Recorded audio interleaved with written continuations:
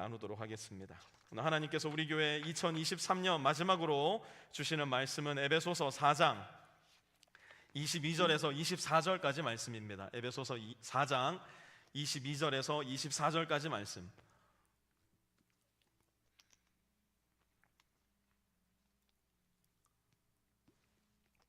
신약성경 에베소서 4장 22절에서 24절까지 말씀, 우리 함께 자리에 다 일어나셔서 세 절의 말씀, 올해 주일 마지막 예배인데요, 한번 큰 목소리로 같이 한번 하나님의 말씀 받도록 하겠습니다. 같이 읽습니다. 시작.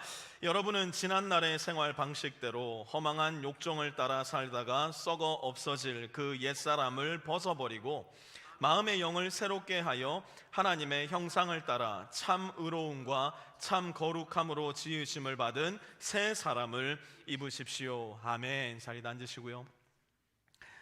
믿기지 않지만 믿어야만 하는 현실, 오늘이 2023년의 마지막 날이고요, 지금 우리가 드리고 있는 이 주일 예배가 잠시 후에 또 드릴 송구영신 예배를 제외하고 나서 주일 예배로서는 마지막으로 하나님께 드리는 예배입니다. 오늘이 지나고 나면 이제 2023년은 다시는 돌아오지 않습니다. 그 말은 내일은 곧 2024년 10시간 정도가 지나고 나면 새해가 밝는다는 이야기입니다. 한국은 새해가 되면 바빠지는 업종이 몇 가지가 있다고 합니다. 확실히 저도 이제는 조금 기성세대가 됐는지 아까 교사 예배 드릴 때 보니까 바빠지는 업종이 뭐겠냐 물어봤더니 헬스장이 바빠질 거라 얘기를 하더라고요. 맞는 얘기인 것 같아요. 그런데 제 마음속에는 목욕탕이 제일 먼저 떠올랐어요. 새해가 되면 한국의 사람들은 목욕을 하러 많이 갑니다. 먼저 몸과 마음을 깨끗이 단정하겠다는 각오와 다짐, 목욕탕에서 다지시는 사람들 여전히 많이 있다 생각을 합니다. 더 나아가 미장원이나 이발소도 새해가 되면 많이 바빠지는 장소인 것 같아요. 저도 아무도 눈치를 못 채주시는데 어제 머리를 자르고 왔습니다. 새해를 시작하면서 몸과 마음을 좀 단정히 해야 되겠다 생각하면서 이발을 했고요. 또 우리가 어린 시절 불렀던 동요 한번 생각해 보세요. 까치까치 설날은 어저께고요. 신정이라는 얘기죠. 우리 설날은 오늘이래요. 한국은 설날이 두 번 있지 않습니까? 구정과 신정. 이 뒷가사는 아마 여러분들 잘 모르실 거예요. 곱고 고운 댕기도 내가 드리고, 이렇게 댕기를 딴다는 얘기예요. 오늘날은 댕기를 따는 사람이 아무도 없지만 그 뒤에 보면 새로 사온 새 신도 내가 신어요, 이렇게 제가 노래를 할 때마다 여러분들 표정이 안 좋아져요. 그래서 안 하려고 하는데 그래도 좀 이렇게 여러분들에게 리마인드를 해드리기 위해서 몸 안팎을 단정하고 깨끗하게 정돈하면서 새해를 시작한다는 의미가 우리가 새해가 되면 가장 먼저 하는 행동 속에, 또 우리 마음속에 남아있는 동요 안에도 그대로 깃들어 있는 겁니다. 새해를 시작하면서 우리도 입고 있었던 묵은 옷을 좀 벗어버리고 우리가 입어야 하는 새 옷을 예쁘게 입는 시간을 좀 가져보아야 할 텐데요, 그런 면에 있어서 오늘 우리가 함께 공부하게 될 에베소서 4장 22절에서 24절까지의 말씀은 대단히 중요한 말씀입니다. 22절 다시 한번 보시면요, 후반부에 보니까 그 옛사람을 어떻게 하래요? 벗어버리고, 24절 후반부에 보니까 새 사람을 입으십시오 라고 바울은 이야기합니다. 옛사람을 벗고 새 사람을 입는다. 다시 말해서 내가 그동안 입고 있었던 옷을 과감하게 벗어버리고 새로운 옷을 입는다라는 이야기가 될 텐데요, 이것이 도대체 무슨 의미일까? 오늘 2023년 마지막 주일 예배를 드리면서 이 말씀의 의미를 조금 더 깊이 또 자세히 살펴보고, 더불어 내가 지금까지 입고 있었던 옷은 무엇이었을까? 더 나아가 내가 새해에 반드시 갖추어 입어야 할 새 옷은 또한 무엇일까 살펴보는 시간을 여러분들과 함께 가져보려고 합니다. 첫 번째로 옛사람을 벗고 새 사람을 입는다는 말에는 준비의 의미가 들어가 있습니다. 준비의 의미. 우리 모두가 한 사람도 빠짐없이 오늘 아침에도 한 일이 한 가지가 있어요. 그 누구 하나 요청하지 않아도, 강요하지 않아도 이제는 모두가 너무나 자연스럽게 받아들이고 하고 있는 그 일, 그것이 도대체 뭘까요? 옷을 갈아입는 겁니다. 사실 우리는 옷만 갈아입는 게 아니라 이렇게 얼굴도 막 갈아입고 오시는 분들이 대단히 많이 있는데요, 바르고 막 그리고 색칠하고 그러느라고 오늘도 교회를 늦으신 분들이 이 자리에도 계시리라 저는 생각을 합니다. 무슨 말이에요? 우리 모두는 매일 아침마다 일종의 준비를 한다는 이야기입니다. 그 누구 하나 시키지 않아도 너무나 자연스럽게 하고 있는 준비가 이미 저와 여러분의 삶에는 매우 단단히 고정되어 있다는 이야기예요. 만약 지금까지 제가 말씀드린 것이 사실이라면, 그리고 지금 방금 우리가 읽은 에베소서 4장의 말씀이 진리의 말씀이라면, 우리는 단순히 우리의 눈에 보이는 우리의 몸을 치장하고 있는 옷을 갈아입는 것에서 그치는 것이 아니라 우리의 영혼을 감싸고 있는 옷, 그래서 눈에 보이지는 않는 옷, 그러나 겉으로 드러난 옷보다 더 중요한 옷을 갈아입는 일에까지 반드시 나가야만 합니다. 그런데 여러분 잘 들으세요. 오늘날 저와 여러분, 오늘날 이 세상을 살아가는 그리스도인들은, 더군다나 우리 조국 대한민국과 미국에서 신앙생활을 하고 있는 우리 그리스도인들은 이 일, 곧 옛 옷을 벗고 새 옷을 입는 일에 대단히 둔감하고 너무나 게으르다는 생각이 듭니다. 날마다 나는 무슨 옷을 입을까? 어떤 귀걸이를 할까? 얼마나 화장을 짙게 할까? 눈화장은 스모키를 할까? 펜다 화장을 할까? 어떤 가방을 들고 갈까? 얼마나 높은 구두굽을 신을까? 이것은 그토록 고민하고 그토록 생각에 잠겨 있으면서 내 영혼은 오늘 무슨 옷을 입고 있는가? 나는 과연 예수로 덧입은 사람인가? 고민하지 않는 우리의 현 상황을 우리는 직시해야만 합니다. 바울은 이렇게 이야기합니다. 다시 한번 바울의 말을 들어보세요. 22절요. 썩어 없어질, 어떻게 될 것이라고요? 썩어 없어질 그 옛사람을 벗어버리고, 24절에도 보니까 새 사람을 입으십시오. 바울은 매우 강한 어조로 저와 여러분을 도전하고 있어요. 많은 그리스도인들의 착각이자 오해가 무엇인 줄 아십니까? 한번 구원은 영원한 구원이니 한번 구원받은 신자는 더 이상 해야 할 일과 역할이 아무것도 없다 생각을 합니다. 절대로 그렇지가 않습니다. 바울은 지금 한번 벗고 한번 입으면 끝나는 옷이 아니라 날마다 every single day 우리가 생각하고 의도하고 반복적으로 벗고 반복적으로 입어야 되는 무엇인가를 이야기하고 있는 거예요. 바울은 왜 이렇게 말하는 것일까요? 이유는 간단해요. 저와 여러분의 삶 가운데 그 이유가 너무나 명확하게 드러나고 있을 거예요. 그게 무엇인데요? 우리가 입고 있었던 옛 사람의 접착력이 얼마나 강력한지, 내가 그걸 굳이 입으려고 하지도 않았는데 어느 순간 뒤돌아보면 나도 모르는 사이에 옛 사람의 옷을 또다시 입고 있는 거예요. 이 목사님, 제가 예수 믿은 지가 30년, 40년째입니다. 옛사람 같은 거 저한테는 존재하지도 않습니다. 어쩌면 매우 교만하고 오만한 생각으로 올 한 해를 살아오셨던 분, 올해의 끝자락에 서서 오늘의 뒤를 돌아보면 나도 모르는 사이에 옛사람의 옷, 정욕과 탐욕과 미움과 시기와 질투의 옷을 입고 올 한 해를 살아온 자기의 모습을 발견하게 될지도 몰라요.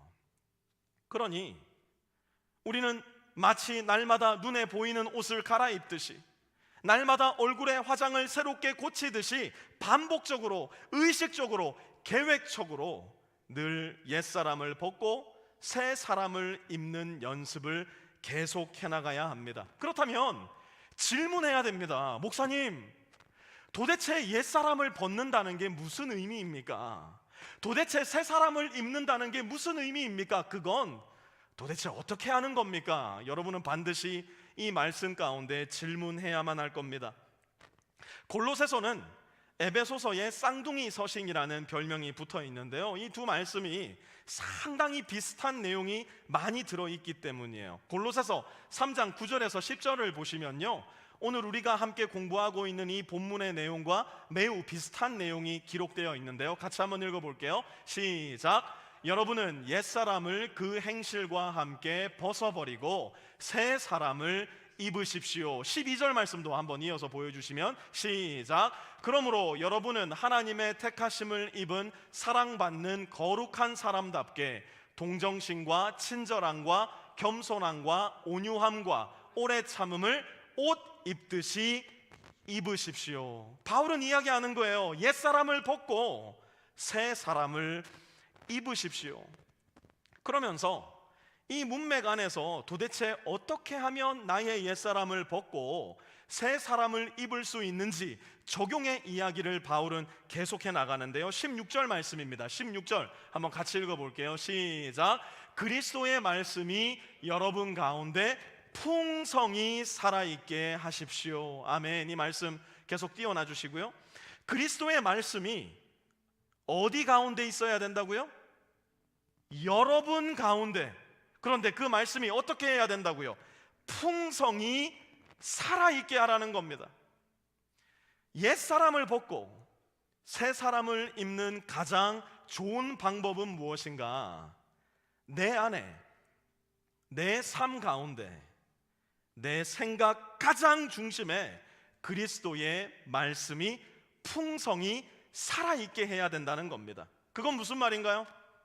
오늘 하루를 살아가면서 내 마음속에 계속해서 되뇌어지는 하나님의 말씀이 있어야 된다는 이야기입니다. 오늘 집을 나서기 전에 오늘 하루 동안 붙잡고 살아갈 살아계신 하나님의 말씀을 가지고 나가야 된다는 이야기예요. 하루하루 날마다 일상을 살아가는 동안에 문득문득 머릿속에 떠오르는 마음 가운데 생각나는, 그래서 물고 뜯고 핥을 하나님의 말씀이 내 삶을 지배해야 된다는 이야기입니다. 그것이 옛사람을 벗고 새 사람을 입는 사람의 가장 현저한 특징이라는 거예요. 그래서 내일부터 시작되는 내년에는, 이제 내년입니다. 내년에는 우리 한 사람 한 사람이 더 의도적으로, 더 계획적으로 이 말씀을 우리 모두의 마음과 생각 속에 덧입어보는 연습 반드시 해나가셔야 될 텐데요, 우리는 새로운 일을 하지는 않을 거예요. 그동안 계속해서 해왔던 일, 우리가 계속해서 말씀을 읽고 묵상하고 순종하기 위해 연습했던 일들을 해나갈 겁니다.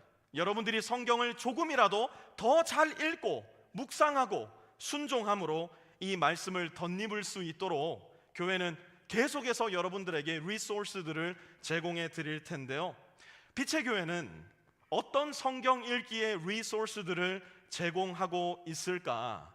혹 모르시는 분들을 위해서, 아직까지 빛의 교회와 함께하는 성경 읽기를 한 번도 동참해 본 적이 없으신 분들을 위해서, 또 그동안 잘 해오셨지만 마음을 다시 한번 다잡고 우리가 함께 말씀으로 하나 되자는 의미에서 빛의 교회가 제공하는 성경 읽기 리소스들을 소개해 드리려고 합니다. 먼저 첫 번째로 연대기적 성경 읽기에 여러분들이 동참하실 수 있습니다.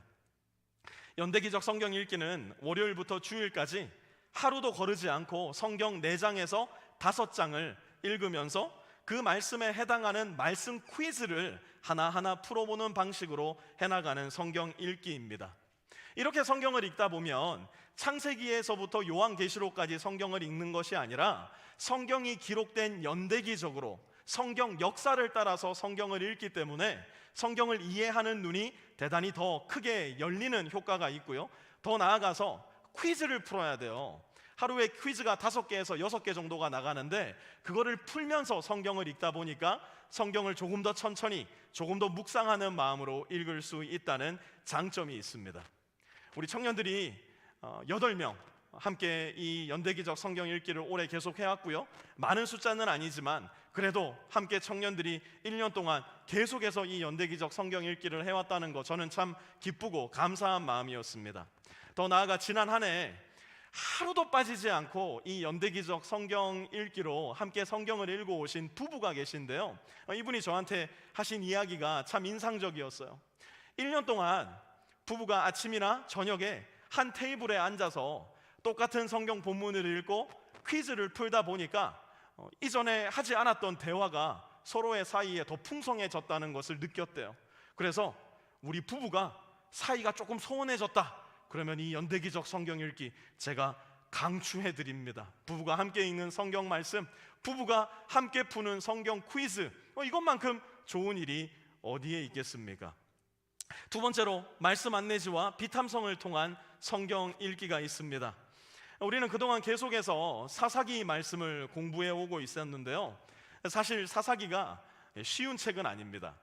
그러다 보니 사사기를 공부해 왔던 지난 2달 반여의 시간, 적지 않은 성도님들이 목사님 사사기 말씀이 너무 어려워요 라고 이야기하는 것을 듣게 되었어요. 더 나아가 말씀이 너무 이해하기가 어려우니까 라이프팀 안에서도 말씀을 나누기가 쉽지가 않더라라는 의견들을 주셨는데요, 그래서 내일부터 시작되는 새해에는 사사기 말씀을 잠시 미루어 놓고 10주에 걸쳐서 다윗 그리고 나라는 시리즈 제목으로 사무엘 상하 말씀, 그 중에서도 다윗의 인생을 중심으로 말씀을 공부해 보려고 합니다.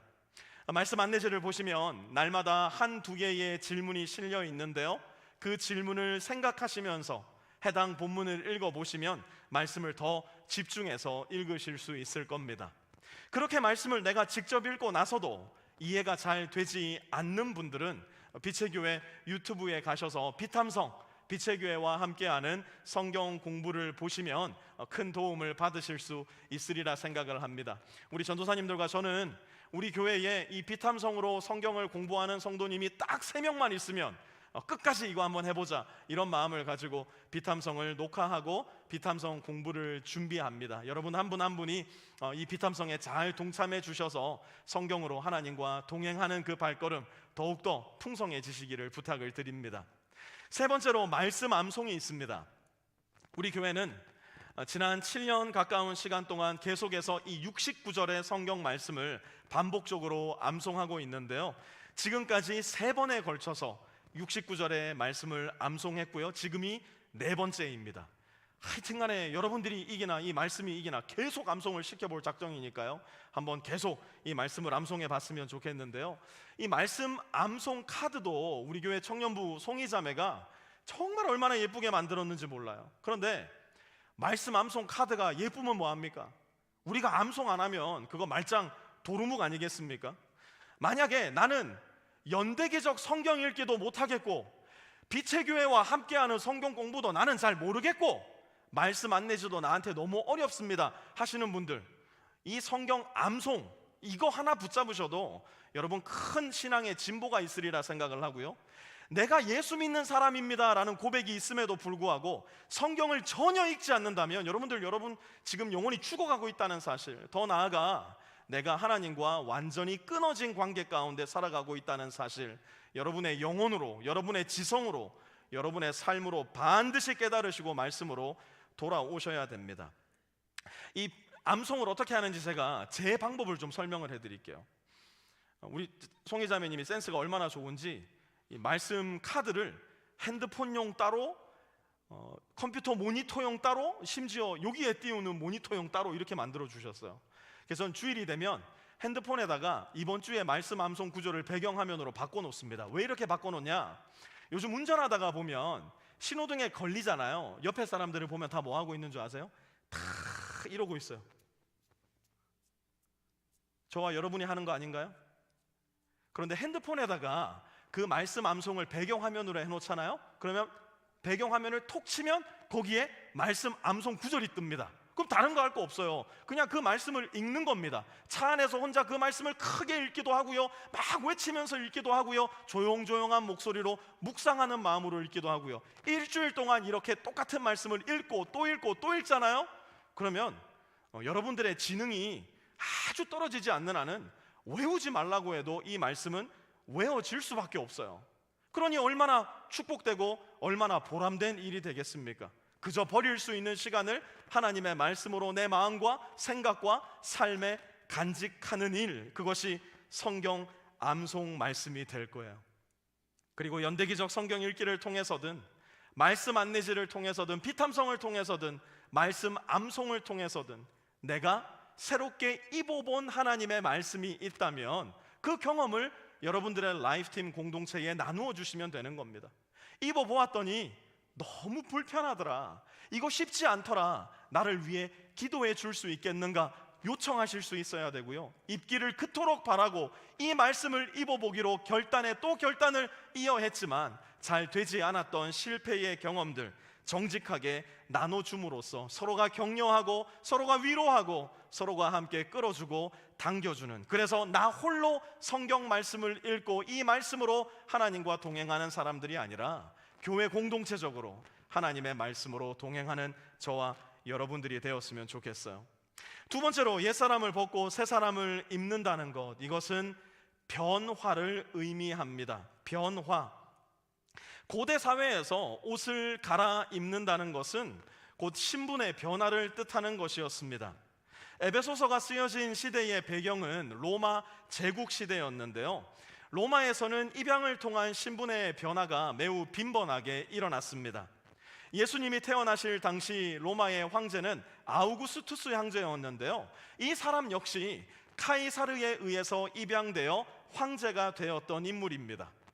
아우구스투스 황제가 카이사르에 의해 입양되었을 때 가장 먼저 바뀐 것은 다름이 아니라 그의 옷차림이었어요. 로마 시민들이, 정치 관료들이 아우구스투스를 보고 황족이 되었다는 것을 알 수 있는 방법은 그가 바꾸어 입은 옷 때문이었다는 겁니다. 그리스도인의 삶도 가장 사적인 영역에서 출발합니다.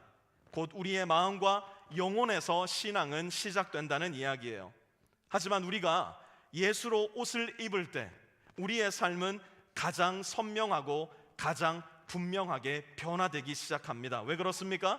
예수님을 믿는다는 것은 가장 먼저 우리의 마음을 변화시키고요, 우리의 의지를 변화시키고요, 그렇게 변화된 우리의 마음과 의지는 우리의 말과 행동과 삶을 자연스럽게 변화시키기 때문이에요. 그래서 로마서 6장 6절은 이렇게 말씀하고 있는데요, 같이 한번 읽어볼까요? 시작.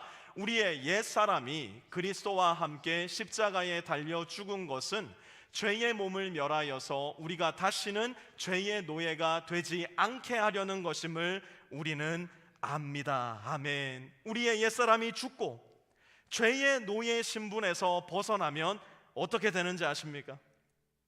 내가 옛사람을 벗어버리고 예수 그리스도로 말미암아 새 사람을 입을 때 정말 신기하게도 주변의 사람들이 저와 여러분을 알아보기 시작합니다. 가장 먼저는 우리의 가정에서 나의 배우자가, 나의 자녀들이 우리의 변화를 알아보게 될 거예요.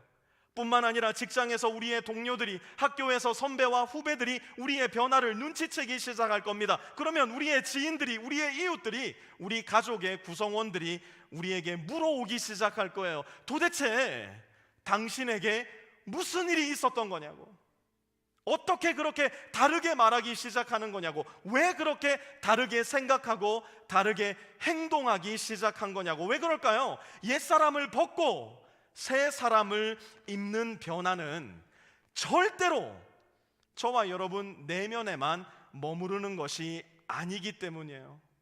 옛사람을 벗고 새 사람을 입는다는 것은 우리가 살아가는 모든 공적인 영역에서 가장 선명하게 보여지는 일, 조금 더디더라도 도저히 감출 수 없을 만큼 분명하게 주변 사람들에게 드러나는 일이기 때문이에요. 옛사람을 벗고 새 사람을 입는 일은 반드시 신분의 변화를 가져옵니다. 마지막으로 옛사람을 벗고 새 사람을 입는다는 말은 결산의 의미를 가지고 있어요. 옛사람을 벗고 새 사람을 입는다, 그것은 곧 결산의 의미를 가지고 있어요. 연말에는 참 시상식이 많더라고요. 가요대상, 연예대상, 코미디대상, 영화대상, 연말에는 결산의 때입니다. 이런 시상식에서 제가 발견한 특징 두 가지가 있어요. 그게 뭐냐면, 먼저 상을 받는 사람들마다 얼마나 옷을 멋지게 갖추고 나오는지 모르겠다는 사실이에요. 시상식 나오는데 청바지에 하얀색 티셔츠 입고 나오는 사람 지금까지 단 한 사람도 제가 본 적이 없습니다. 거기다가 시상을 하게 된 이 연기자가 되었던 가수가 되었건 소감을 이야기하잖아요. 얼마나 소감을 기똥차게 말하는지 몰라요. 그게 무슨 뜻인 줄 아세요? 상 받을 줄 알고 이미 무슨 말을 할지 다 준비가 되어 있었던 거예요. 최소한 상 받을 가능성이 있는 사람들은 그날 입을 옷도, 그날 할 말도 최선을 다해서 준비하고 시상식장에 나타난다는 이야기입니다. 그건 우리도 마찬가지예요. 옛 사람을 벗고 새 사람을 입는 저와 여러분은 늘 언제나 결산의 때를 생각하며 살아가야 합니다. 항상 그날, 곧 우리 주 예수 그리스도를 얼굴과 얼굴로 맞대어 만나게 될 바로 그 결산의 때를 기대하는 마음으로 살아가야 한다는 이야기예요. 그날에, 그 결산의 때에 저와 여러분 모두가 동일하게 하게 될 일이 하나 있으니 그게 무엇인 줄 아십니까? 요한계시록 4장 10절에서 11절 말씀은 이렇게 말씀합니다. 같이 한번 읽어보시죠. 시작. 24장로는 그 보좌에 앉아 계신 분 앞에 엎드려서 영원 무궁하도록 살아계신 분께 경배드리고 자기들의 면류관을 벗어서 보좌 앞에 내놓으면서 우리의 주님이신 하나님, 주님은 영광과 존귀와 권능을 받으시기 합당하신 분이십니다. 주님께서 만물을 창조하셨으며 만물은 주님의 뜻을 따라 생겨났고 또 창조되었기 때문입니다 하고 외쳤습니다. 아멘. 그날에 가서 마침내 주님의 얼굴과 얼굴을 맞대어 만나는 그 결산의 때에 주님, 제가 벌어놓은 이 많은 돈을 한번 보십시오. 주님, 제가 사놓았던 저 대저택을 한번 보십시오. 주님, 제가 모아놓았던 이 많은 주식과 비트코인을 한번 보십시오. 주님, 제가 갖추어 놓았던 명품 컬렉션들과 내가 몸에 걸치고 살았던 모든 자랑거리들을 한번 보십시오. 저 같은 사람은 아마 이렇게 말할 수도 있을 거예요. 주님, 제가 했던 그 멋진 목회를 한번 들여다보십시오. 결산의 날 주님 앞에 서서 그렇게 말할 사람은 단 한 사람도 없다는 것을 성경은 매우 분명하게 이야기합니다. 우리가 그날 바로 결산의 때에 주님 앞에서 하게 될 유일한 행동은 내 머리에 주님께서 씌워주신 그 면류관을 도로 벗어서 예수님께 돌려드리며 주님, 제가 이 자리에 서 있을 수 있었던 것은 모두가 주님의 은혜입니다. 말할 수밖에 없을 거예요. 왜 그런 줄 아세요? 주님 앞에 섰을 때 주님의 얼굴을 얼굴과 얼굴로 맞대어 보게 되었을 때 우리는 가장 명확하게 알게 되는 거예요. 무엇을요? 나는 구원받을 자격이 단 하나도 없다는 사실을, 내가 주님 앞에 내세울 만한 공로와 나의 정성은 조금도 하나님 앞에 미치지 못한다는 사실을, 오직 하나님의 은혜로만, 오직 예수 그리스도의 십자가 보혈의 공로로만, 아하, 내가 이 자리에 설 수 있었던 것이구나.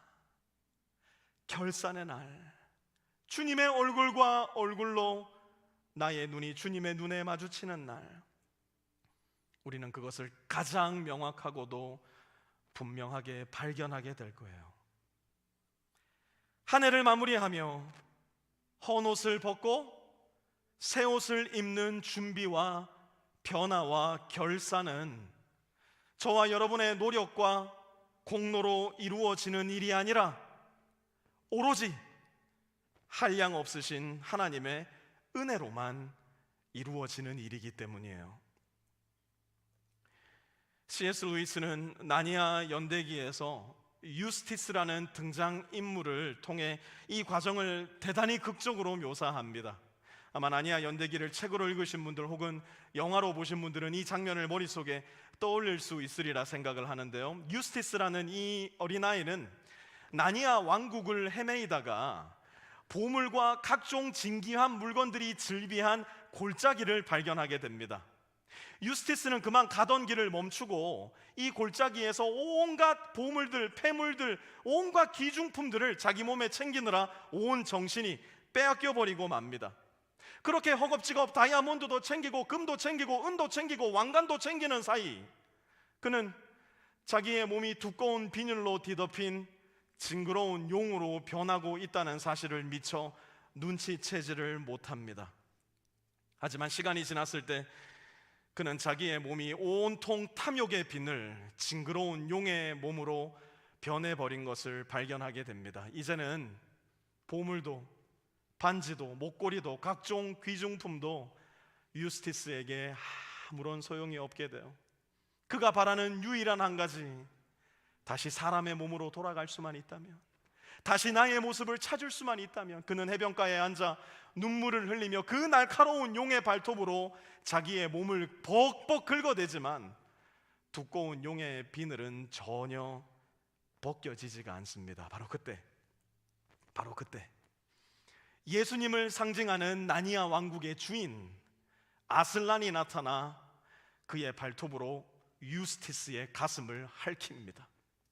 그리고 온 나니아 왕국이 쩌렁쩌렁하게 울리도록 그 크고 두려운 사자의 포효 소리로 유스티스의 몸의 비늘을 날려버리고 맙니다.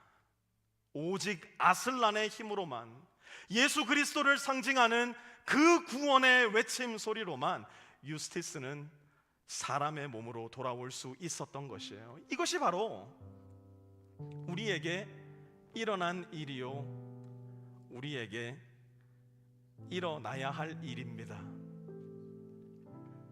옛사람을 벗고 새 사람을 입는 일은 오직 예수 그리스도의 도우심으로만, 오직 예수 그리스도의 은혜로만 이루어지는 일이기 때문이에요.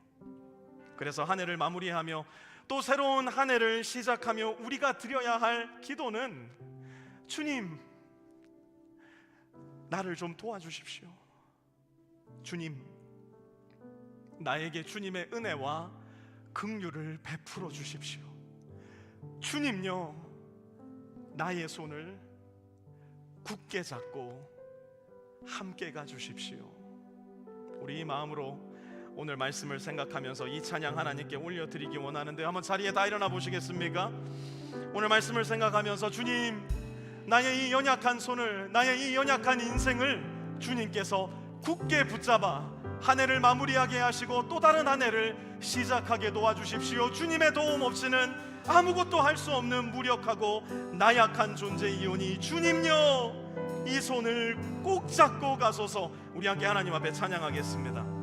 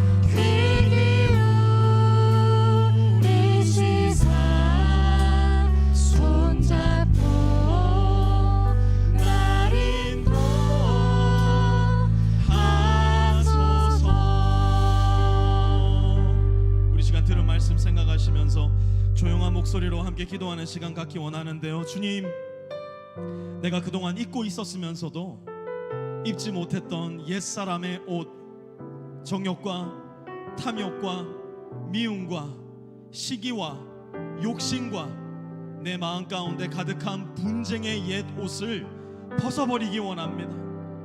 용의 비늘과도 같이, 뱀의 비늘과도 같이 어떻게 해도 벗겨지지 않는 이 옛 옷, 벗을 수 있는 유일한 방법은 우리 주 예수 그리스도의 은혜밖에 없사오니 주님여 나를 도와주십시오. 주님여 나에게 은혜를 베풀어 주십시오. 그렇게 예수 그리스도의 옷을 덧입게 하여 주시옵소서. 우리 주님 앞에 간절한 마음으로 기도하는 시간 잠시 갖도록 하겠습니다. 함께 기도합니다. 하나님, 옛사람의 옷을 벗기 원합니다.